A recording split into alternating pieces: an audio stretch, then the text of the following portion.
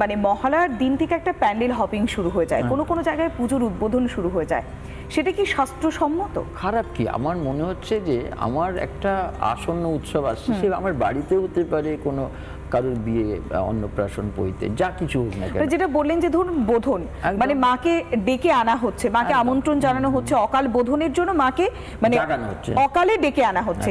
তবে মাকে যদি আমন্ত্রণের আগে থেকে আমরা যদি প্যান্ডেল হপিং শুরু হয়ে যায়, বা সেক্ষেত্রে মহালয়ার সময় যদি উদ্বোধন হয়ে যায়, সেক্ষেত্রে স্বাস্থ্যমতে কি এটা প্রযোজ্য? শাস্ত্র বলছে যে আর্দ্রায়াং বোধয়ের দেবী, অর্থাৎ আর্দ্রা নক্ষত্রযুক্ত কৃষ্ণা নবমী থেকে দেবীর বোধন। ষষ্ঠীর সন্ধ্যায় যে বোধনটা হচ্ছে, সেটা হচ্ছে বাকি যে কল্পগুলো তার বোধন, কিন্তু প্রথম যে কল্প সেটা হচ্ছে কৃষ্ণা নবমীর। সেই বোধনটা কিন্তু ওই কৃষ্ণা নবমীর সকালে পূর্বাহ্নেতেই হচ্ছে। ফলত মা তো জাগরিতা। আবার বলা হচ্ছে মূলায়াং প্রবেশায়ত, অর্থাৎ মূলা নক্ষত্রযুক্ত সপ্তমীতে পত্রীপ্রবেশ, যেটাকে কলাবউ বলে।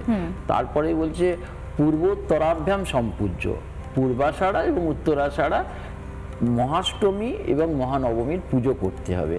শ্রবণেন বিসর্জয়ত, অর্থাৎ শ্রবণা নক্ষত্রযুক্ত দশমীতে দেবীর বিসর্জন হবে। তাহলে আমরা দুর্গাপুজোকে যদি তিথিকৃত্য বলি, নক্ষত্রও কিন্তু এখানে ঢুকে গেল।